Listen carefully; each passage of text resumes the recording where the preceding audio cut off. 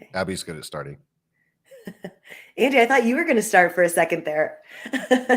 Good morning. It's our last episode of Disruptors Live for 2022, which is crazy. Happy Friday. Happy almost New Year. And I'm super excited to introduce our amazing guest today, Natalie Fairchild. Thank you for being here. Thank you so much for having me. I'm excited to be the last one of 2022.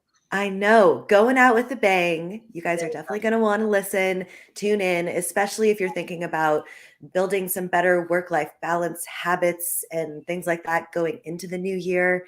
We're going to talk all about that. But first, Natalie, I want to introduce you and your business so people know a little bit more about you. So, Natalie is the Chief Inspirational Office and founder of Pacific Perks. She's passionate about creating a balanced life for herself and her whole team with a unique scheduling strategy. I'm excited to hear about that. And Natalie is very proud of the fact that Pacific Perks just became a franchise. Amazing. Lifetime goal.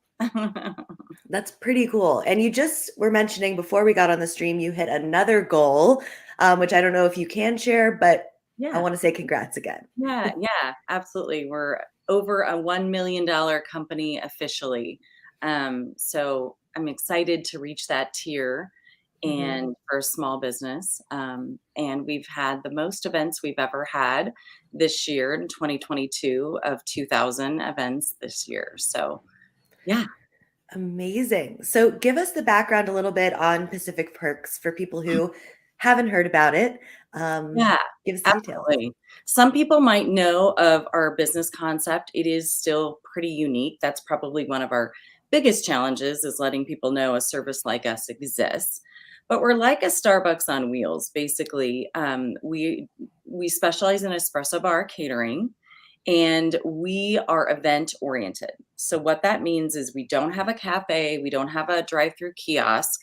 We take our equipment to offices, companies, marketing events, community events. We set up and we charge a flat fee for the length of time that we're there. And that fee includes all the product, all the drinks, your own personal perkologist, as we like to call them. And the person serving you and creating an experience, which is part of the service, is creating a fun experience, just making people's day. And then when the time is up, we clean up, roll on out, and head back to our headquartered office / warehouse. So it's a little bit different. We never take money per cup. We have several services, and we have actually 5 food made to order food services, as well as smoothies, ice cream sundaes, hot cocoa bar, Italian sodas, all kinds of things. But we specialize in the espresso bar catering. That's probably about 65% of what we do. And I could imagine it's a lot of businesses that might be bringing you in to give their employees a little perk. I know when I used to work in an office, we'd have maybe like quarterly something like this would come in, and it was like the greatest thing ever. Yeah, absolutely. And how fun is it to come perk people, no pun intended, and just make people's day. And it's a fun business to work in, and it's kind of a nice gift to give people. And everyone seems to, like it. So we don't get too many complaints. That's awesome. And then where are you located now? I know you're franchising, so give us the big plan. Yeah, absolutely. So when you franchise, there's certain states that are registered and non-registered. So you have to, there's certain states that right now we're good to go and selling. And one of them is Oregon. Our main office is just across the border in Vancouver, Washington. So our headquarters has considered 2 territories. We are actually opening up a South Portland territory, which is really exciting because we'll be so close to support them. And there's already businesses that we're serving there. So they would get automatic business and can roll on out. We'd love to expand into Boise, Southern Oregon, Phoenix, Colorado, Denver, all kinds of fun locations that we're kind of spreading out. We're in the process of getting registered in California, and then we'll go get registered in the state of Washington. And what have been some of the unexpected challenges of going to the franchise model? It's a foreign world to me, and I'm sure many people listening are kind of curious too. Yeah, it is like a separate business, which I'm like, I'm "Oh gosh." sure. We needed to have our own proprietary software to be able to franchise so that it's exactly every button, every question that needs to be asked for a successful event on the client side and our side. And it recreates reporting and all kinds of things. So we had to create that, and we've been working over a year on that.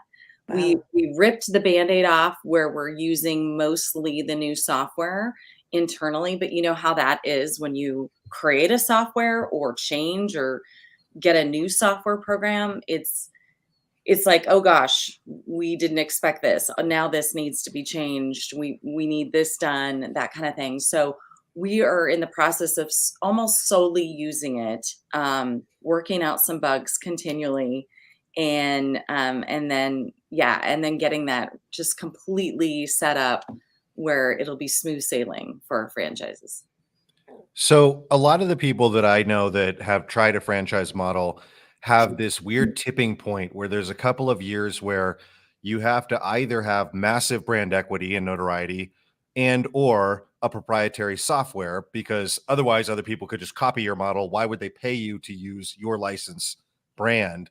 So how long did it take to know that your software system was special enough to be worth people paying into a franchise? Yeah, well, we knew for a while that we needed to have the software, and we'd been looking into it the last 3 or 4 years, trying to figure out what was gonna work. Do we wanna take, like, Salesforce and brand it ourselves and customize it? We ended up going with a definite customized, software. You know, it's gonna be telling because we know that this software is completely set up where they can't miss a beat.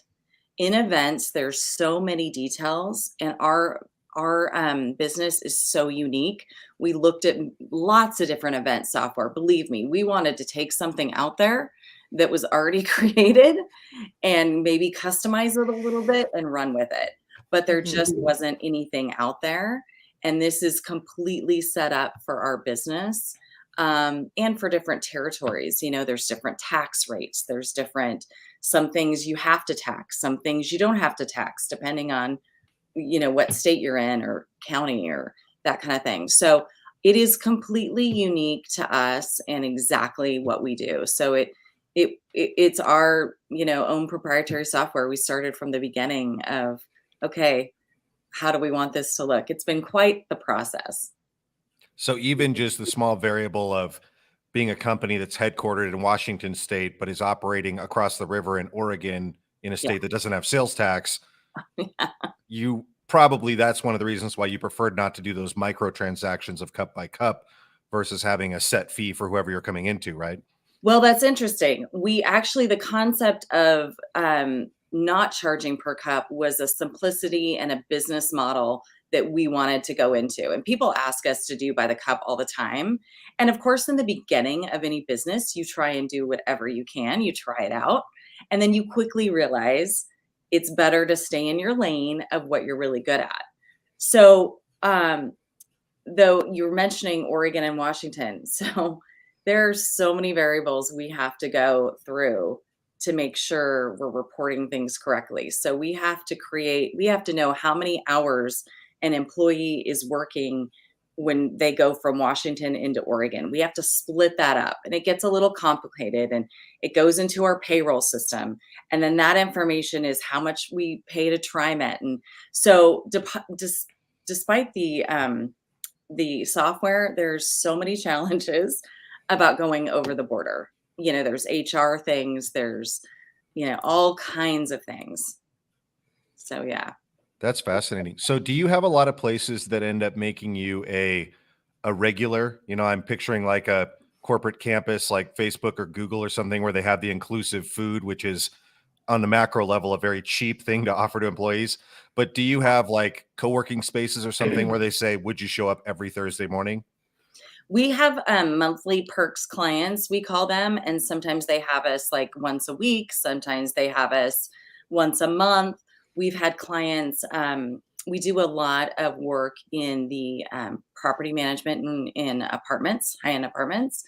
And one time, a couple different apartments, one was doing a huge remodel, and they were like, we need you every day for the next 2 months. And then, so different things will come up like that. But we do have consistent clients that are like, okay, here's the yearly calendar, here's what we want, this is what service we want. Our repeat rate is about 83%. So we get a lot of repeat clients. That's awesome. And I can imagine surviving 2020, 2021 must have been a Mm, little bit difficult. How did you yeah. get through the last couple Yeah. years? 2020 was a really good wake up because a lot of our business was corporate. Hmm. And so you take that corporate out, and we dropped about 65%. Yeah. Um, but really, we just needed to diversify our niche markets, and corporate just kept coming to us. So you start, just, okay, yes, we'll come out, we'll come out. But what we needed to do is just reach out to manufacturing, a lot of the medical clinics. And in 2021, we were back up to 2019 numbers, but corporate hadn't come back yet. Hmm. So that just shows you that, that's why 2022 was a big year, because corporate was starting to come back. So we were doing what we were doing before, and now we're adding corporate back on it. But yes, it was challenging. A couple things we did. I have an amazing team. I could not do it without them. I think that's what I am most proud about, and my talent is pulling together great people that have talents that I don't have. Hmm. And we got our coffee beans online for e-commerce, which is something we wanted to do, but it was a low priority. We put together corporate giving packages and really marketed those to send to clients or employees at their house. Um, we revamped our cart, our plexiglass. We kind of created drive-through events, which is not really kind of against our plan. But hey, how do we bring our cart to a company where people can drive up and they can look at the menu, QR code scan, we make them drink, someone delivers it, mask, gloves, that whole thing. So we did some creative things like that. And then, PPP helped out, local grants, things like that, to just keep the ball rolling, and get us to the next year. So I have a two-part question. Portland, Oregon is one of the pickiest markets when it comes to things like food and coffee, being super local, super esoteric, fancy, very akin to Seattle when it comes to coffee. Yeah.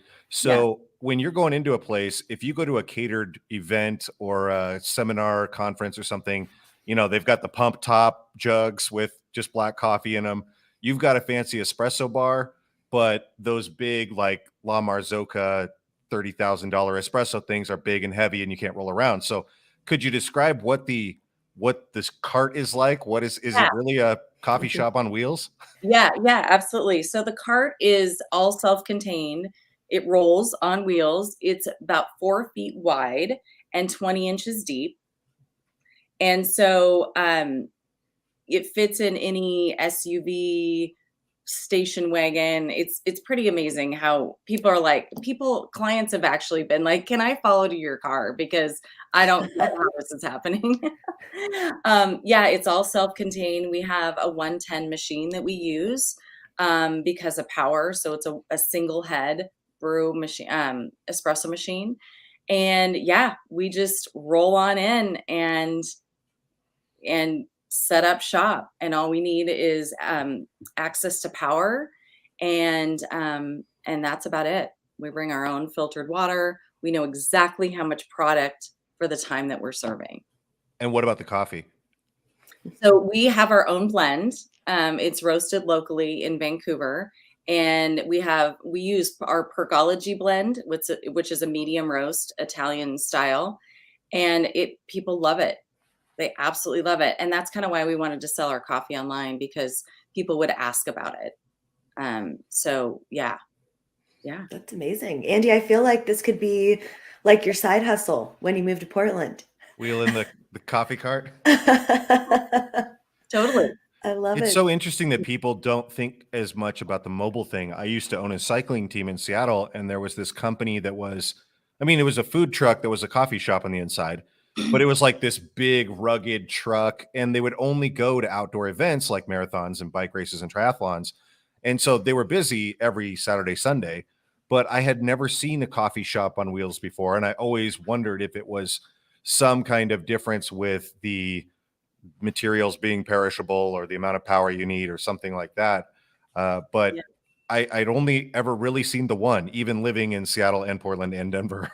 Yeah, yeah. If you go on our website, pacificperkscoffee.com, you can see, go to the gallery, you can see a bunch of pictures and kind of get some glimpse of different, shots of the cart and things like that. So we do outdoor events, which is, you bring that up, but it's not typically what we do, but we do quite a few in the summer. We just need overhead coverage and access to power.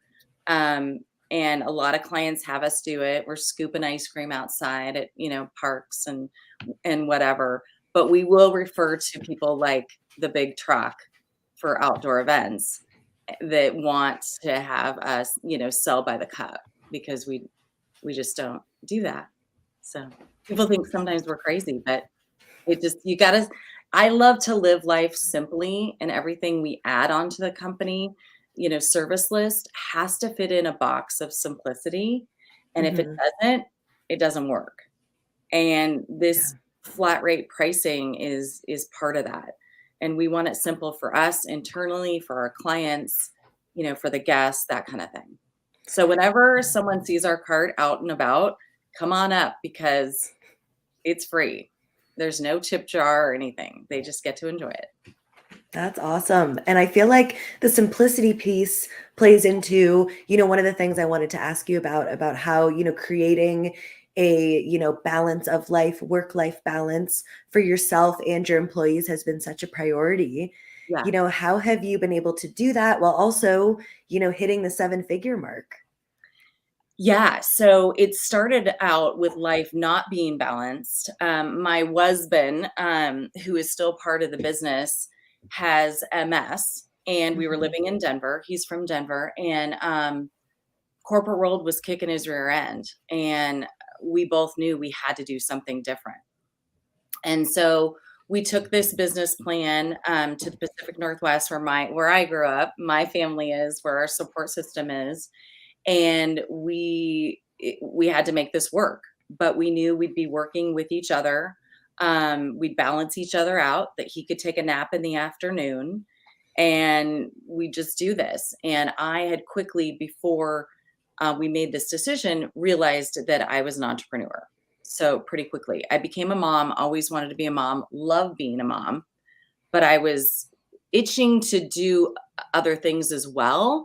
And so I was starting little businesses. I had a design business, and I really realized that that was something in my heart that I needed to have as well as being a mom. So we brought it here, and, dialing for dollars, getting out there, using contacts. My mother was a huge help in the medical industry because she knew all the Mhm. pharma reps and they loved her. And that was a huge niche market in the beginning. Um, and so we knew we needed to simplify our life, and not just to blame it on Jim that we needed simplicity, but if I being true to myself, I do better on a 4-day work week or a simplified work week. Um, and I needed that as well. So Mhm. that's where that started. And the benefit of that, as two business owners working together, we weren't not able to do everything. We just weren't because of our condition. And so we had to pull people in to help us along the way. And Mhm. that was the silver lining, because if you're not pressed to do that, you tend to do everything yourself and then you get burnt out, and you don't have balance. So having to bring people in helped us keep our balance. And then Jim's MS continued to decline. And it was apparent that I had to take on the business myself, which, you mourn and then you pull up your big pants and then you just go ahead and do it. And I realized I was right in my element. Like Mhm. it actually felt good after I'd accepted it. And then I told myself Jim was going to go to the office like at 3:30 and I'd come home and I'd put my mom hat on and the girls come home from school. They were like first grade and kindergarten. And he wasn't able to do that. And then a friend slash business coach was like, what happens from 3:30 to 5 that you can't leave here and go be a mom and deal with it in the morning? And I was like, well, probably not a lot. I mean, if someone calls after 3:30, and so I started doing that but it was so hard for me. And here's the challenge of going for the balanced life and trying to do Mhm. sometimes when you're trying something new that you know is good for you, it always doesn't feel right. And I would have the little jerk in my head constantly like, you shouldn't be here. You should be at the office, da da da da. And it probably took a good 6 months before that voice started going away. And I was okay with that. And then since then, as we added our team of people, Tristan has been my right-hand person through all of this, and he leaves every day at 3:30. And so our percologist team, they're the ones who do the events. They're part-time as needed employees. They're not contractors, they're employees. And they give us their availability. They put it in our new software system. This is a nice thing about the software system. And then the software will schedule it out in order of seniority, what they're trained on, and their availability, which is huge. Because when you have Mhm. 25 pergologists you're trying to schedule and 275 events, it can get very discombobulated. So Imagine. that is a dream thing about the software. So yeah, they put their availability in and then they can accept the event based on, it is in their availability. And then that gives us this whole pool of people that are incredible that maybe are parents and their kids are getting older and going off to college, or maybe they have young children, but their spouse, they work it out, or I've got a flight attendant. He works for Alaska and he's got these bunches of time off. And so he just puts in when he's available, he gets his monthly schedule and he works for us and it works great. And so that's how we've been able to create that. So they don't have to put in a slip that they're going to take vacation. If they want to travel with their spouse, if they want to go to Mexico next week, if they want to go to a field trip of their kids, they can do that. And so that's kind of how we've done that. Now there's challenges with that for sure.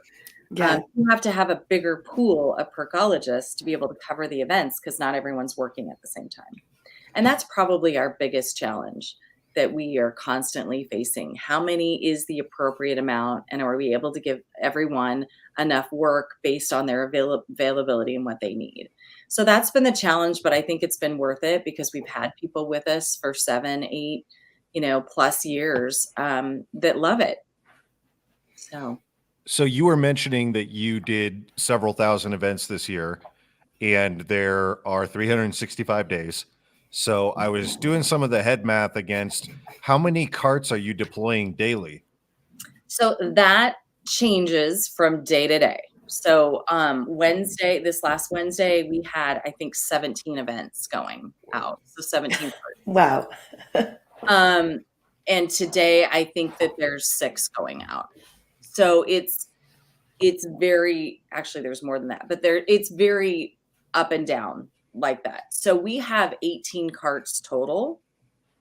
So that, they can all go out. There were days in December that we either didn't have enough people or enough carts at one point when you're just maxed out. So yeah, so it's different every day. So that's the beauty and challenge of the event business. We're open basically 7 days a week for events, 24 hours a day. Like we'll go to Frito-Lay and they're manufacturing and they have a graveyard shift and they'll they'll do a morning shift, an afternoon, and they'll have us go at midnight. So, there are times when we do things like that too. So yeah, it varies. It varies. So with that many people out at that many places, your velocity has to be akin to a pretty busy coffee shop. What is the supply chain like of ordering in all of the syrups and goods that are not your own coffee beans and sending them out everywhere, disseminating across your carts and personnel? Yeah, and this is where all this tribal knowledge really, we've set this up for franchising because dog shake. Yeah, right. We got a dog in the background. She's always there. Because we have gone through this, Andy, trial and error. We have how much product went out, how much product came back. We have a master spreadsheet of exactly how much product you should take of each item for the length of the event. So the next add-on to the software is, okay, here's our events. How much product do we need?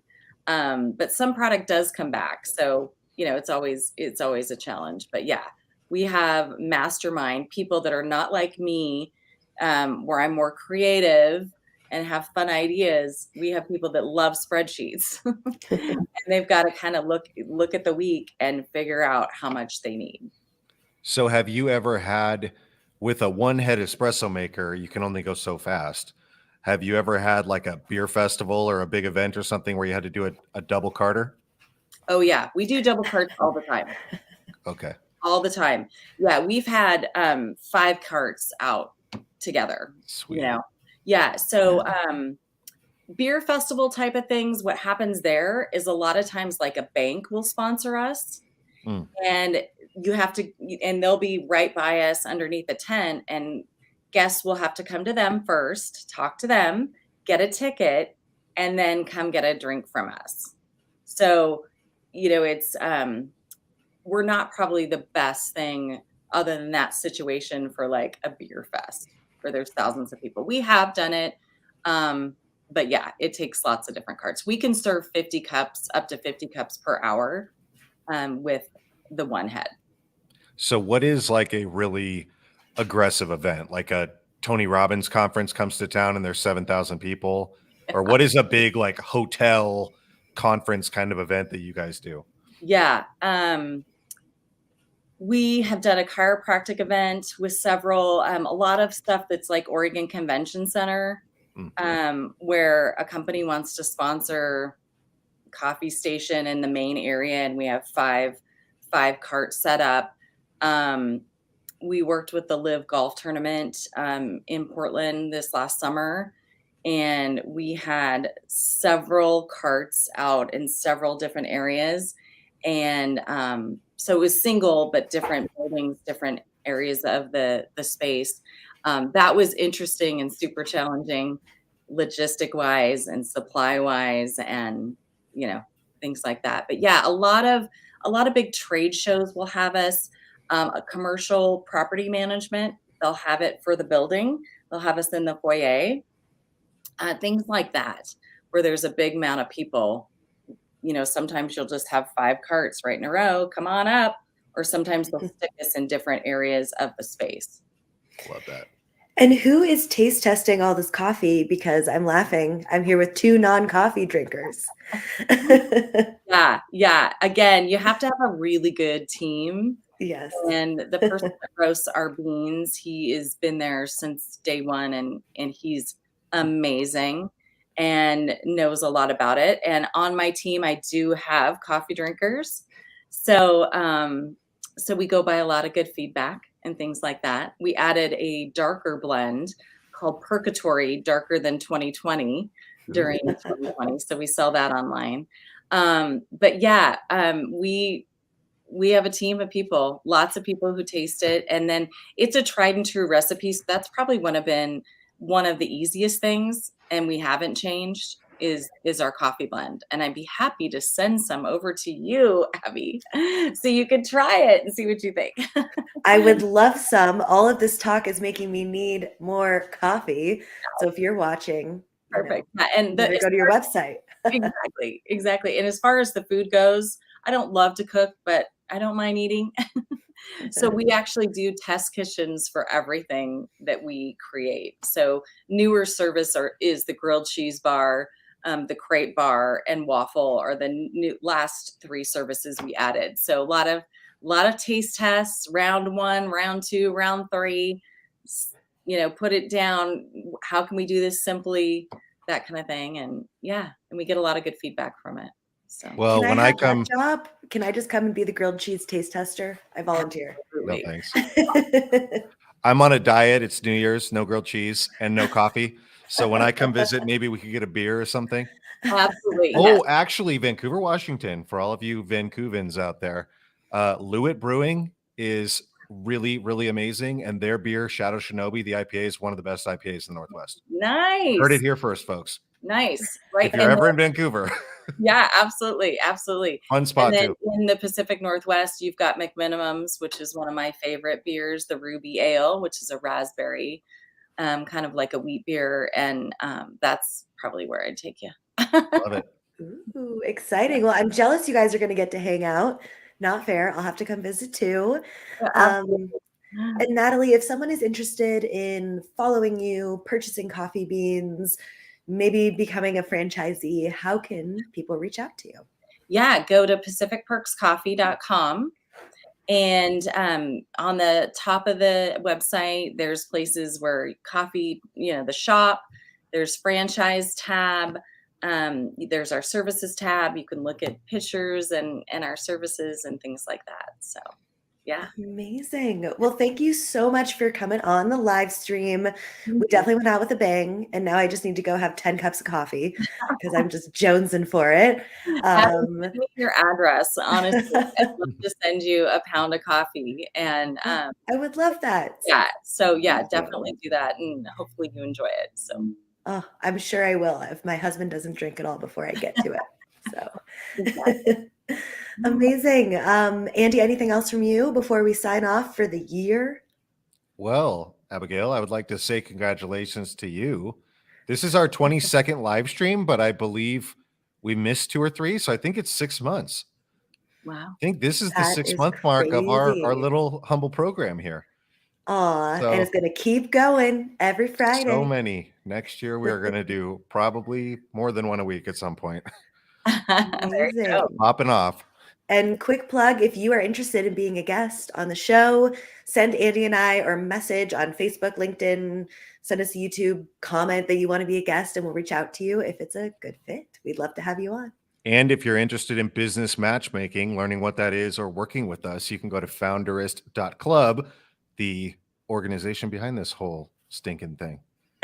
The reason I'm glad we got our shameless plugs in too. Boom. absolutely, absolutely. Thanks, Natalie. We're so excited to have you.